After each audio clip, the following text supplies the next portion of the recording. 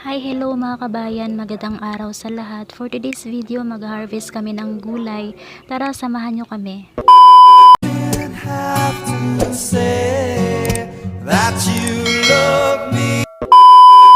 Balatong ba nito? Guys, oh, Tapos ka ni, balatong po.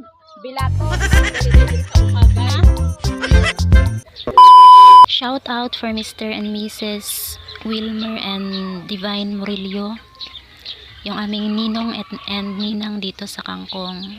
Sa kanila itong garden ngayon na aming hinarbisan.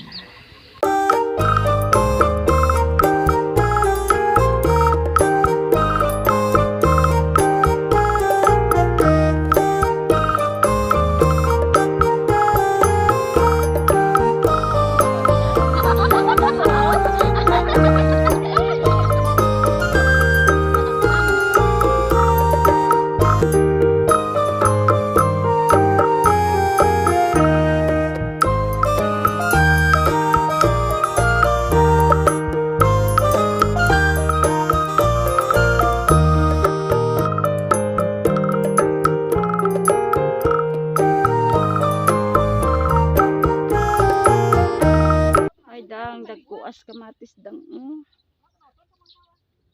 Guys, oh. Maraming hinog ang kamatis, malalaki.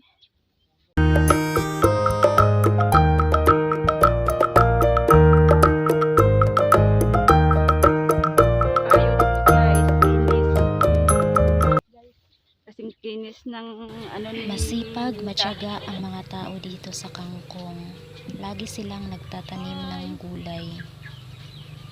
At kapag nag-harvest, lagi din silang namimigay. At kami na walang mga ulam, binibigyan nila at nakakalibre kami ng aming pang-ulam kahit na wala kaming pera. Daming bunga.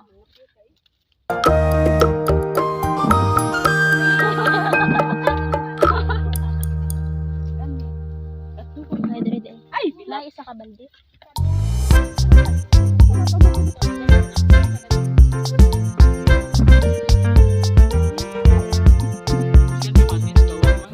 Siya nga pala si Bossing na masipag.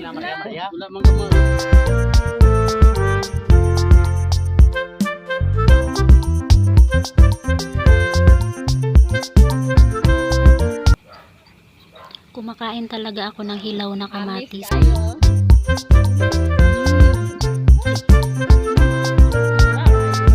Kahiligan ko itong isawsaw kahit sa asin man lang.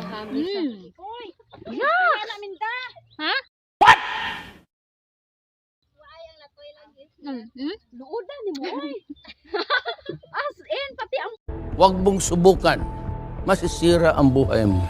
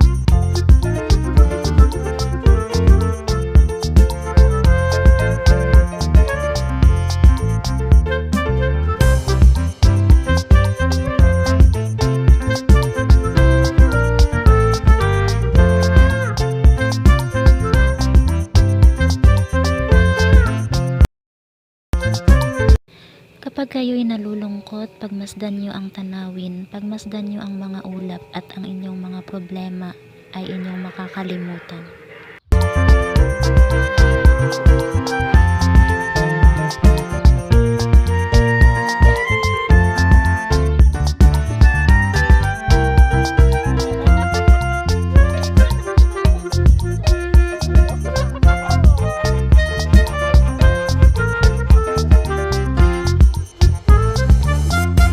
Sa trabahong to, kahit nasa bahay lang, kailangan nating uminom ng tubig para hindi tayo ma-dehydrate at dapat yung hindi rin malamig na tubig.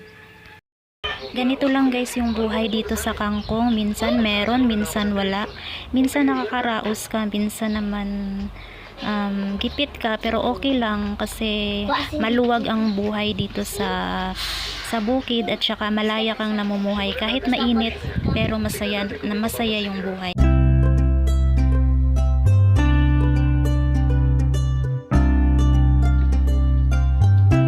Wow, tingnan nyo yung resulta ng kamatis nila. Ang ganda at saka ang kinis, ang lalaki ng bunga. Last time na nag-garden kami, hindi ganito kaganda yung kamatis namin. Maswerte sila ngayon. At saka, weather lang naman yung panahon.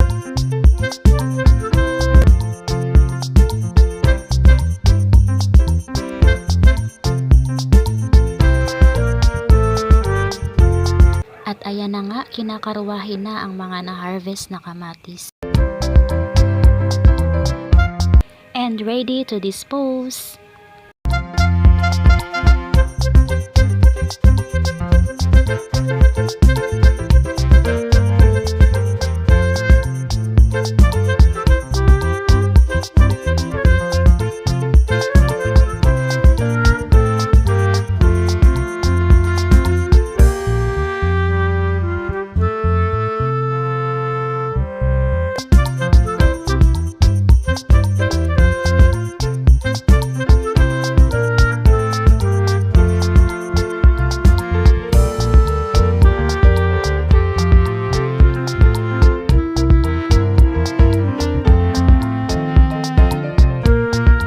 That's it for today's video. This is Main John channel. Thank you for watching.